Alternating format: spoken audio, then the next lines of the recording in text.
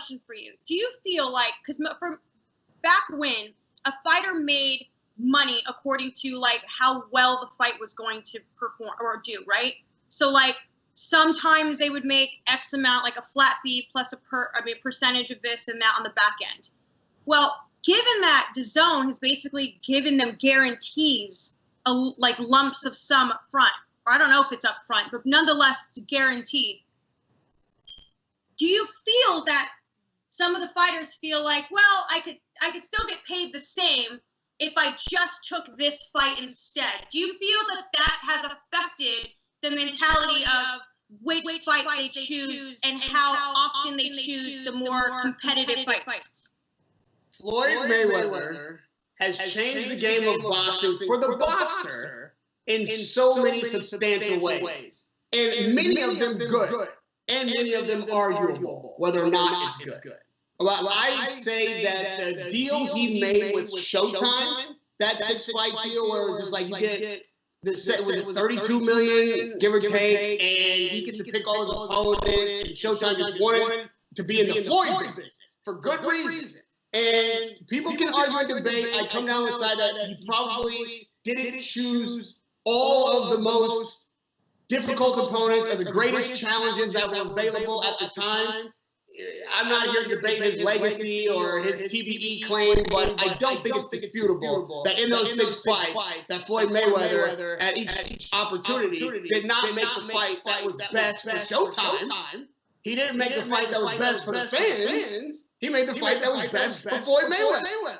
And I'm not here to criticize his self-interest. I would work probably in my own self-interest. But you're right, it makes a suffering on the fan by not having the pressure you can apply to a fighter by, well, you can't get this money, you can't, and the network can't get this viewership if we don't get this fight. And a fighter that creates the kind of revenue that Floyd does should have a say-so in how he creates that revenue, which I think brings us to a point that is constantly relevant, but even particularly relevant this week. Who decides whether or not the fighter is ducking an opponent or chasing an opponent? And there's always this convoluted, like, I sent you an offer, I didn't get the offer, my promoter said no, I want the fight, your guy's ducking me, that guy's saying you're ducking him because your promoter turned down the fight. What's coming to mind is Shakur Stevenson and Eddie Hearn and Andre Ward going back and forth about Josh Warrington this week. Eddie responding to Shakur saying that basically Warrington doesn't want the fight, they're ducking him, not a quote, but essentially what he said. And Hearn's like, yo, I sent an offer to your promoter. I thought it was a solid offer. So did your promoter. You guys turned it down. So don't say we're ducking the fight. You don't want it. And then, Ward jumps in and is like, yeah, you may have sent something to the promoter that you two promoters think is solid, but I'm management. And my fighter doesn't think solid is what he's worth. He thinks exceptional is what he's worth. And it wasn't an exceptional offer. Again, I'm just paraphrasing. We deserve something better. Especially because apparently Andre was like, if you're asking for my fighter to go overseas, it needs to be better.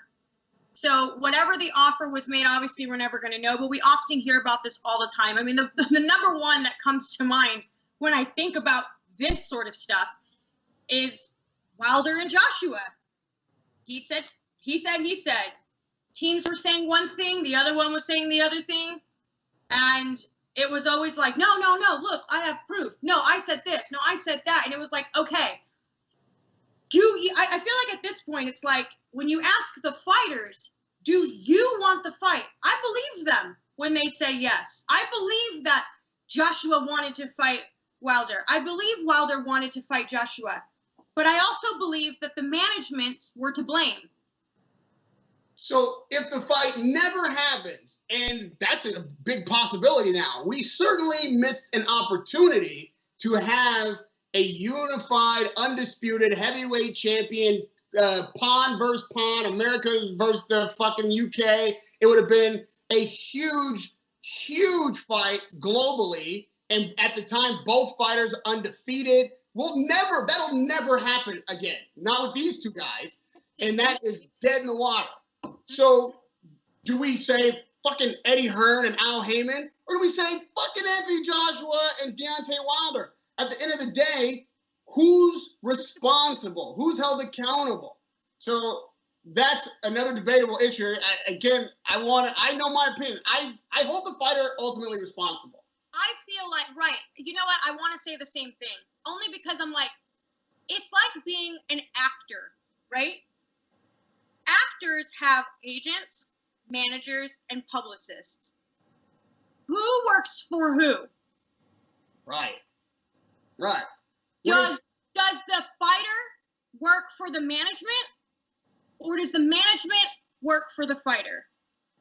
I believe the management, the publicists, the advisors, all of them work for the fighter.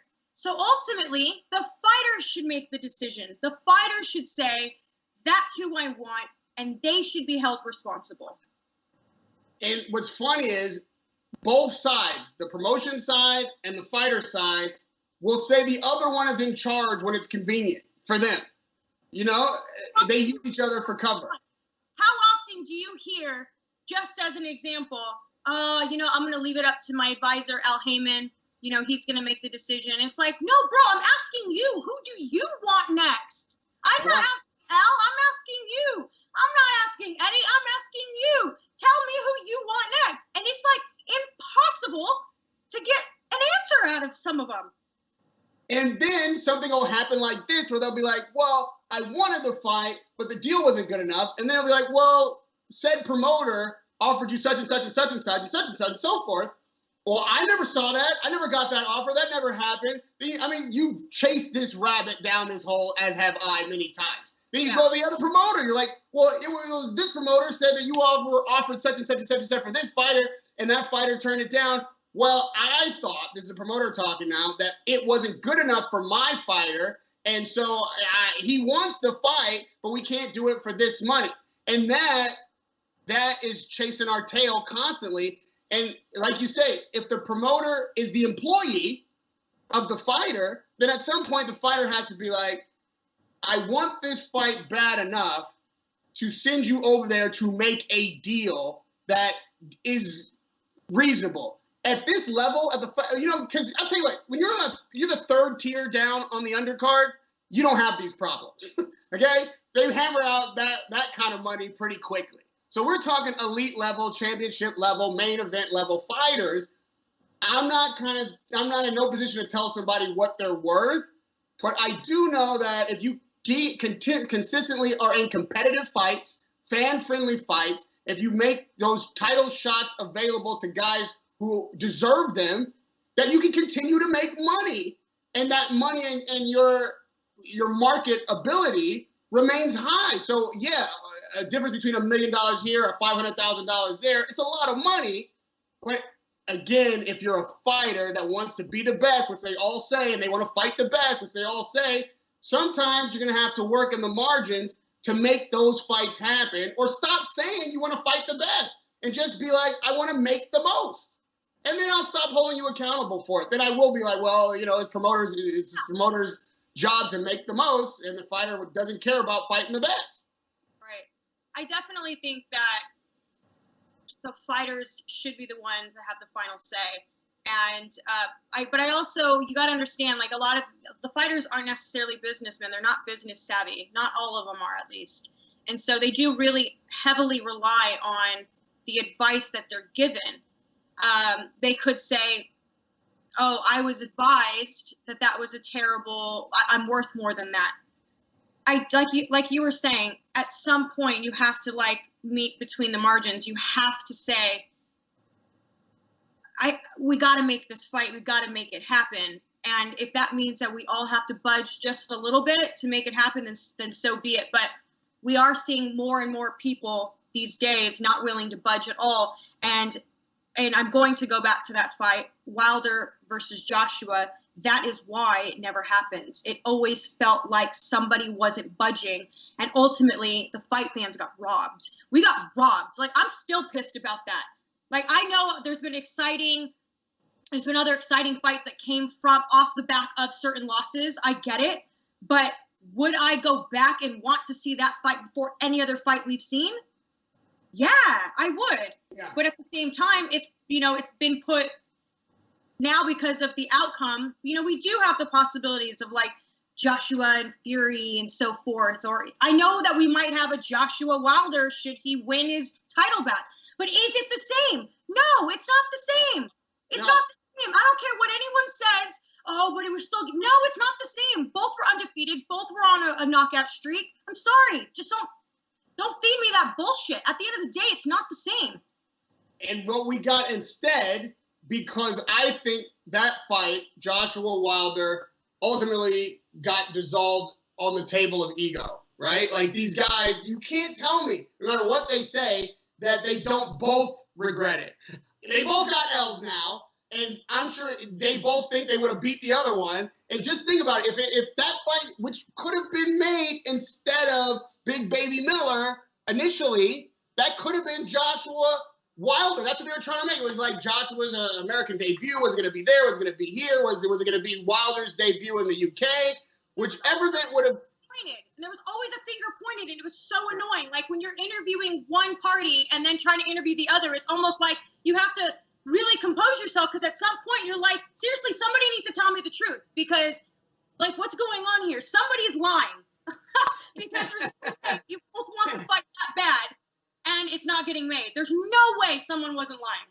And I think an example of what happened with Wilder and Fury versus what never happened with Joshua Wilder is an example of what can happen when two fighters actually want to make the fight. They don't let personal shit get involved, the ego get involved. It's like, this is the best fight that we can make. And once Joshua was off the table, because I think Wilder didn't want it, not because he was afraid, but because he was personally offended by the way the negotiations went. So he's like, fuck Joshua. I'm going to definitely make this fight with Fury. And Fury was boxed out of everything else and was like, yo, I got a shot at the WBC, which I've never held. And all of a sudden, when both fighters want a fight to happen, they moved heaven and earth. Networks came together, locations were agreed to, purses were agreed to, 3 fights were agreed to that they're apparently honoring. Like, these are all the things that beforehand would have been told to us were impossible to do. But they are impossible if you leave it to the promoters and the networks. The fighter is in charge, and Wilder Fury is an example of what can happen when the fighters take charge. Hey Fight fans, it's Michelle Joy Phelps. If you haven't already subscribed to my YouTube channel, make sure you go ahead and do so by clicking this icon right here and hit the bell button so you can get notified every time we upload a new video. And we also have a free app available on iTunes and Google Play, so make sure you go and download that. Bye Fight fans.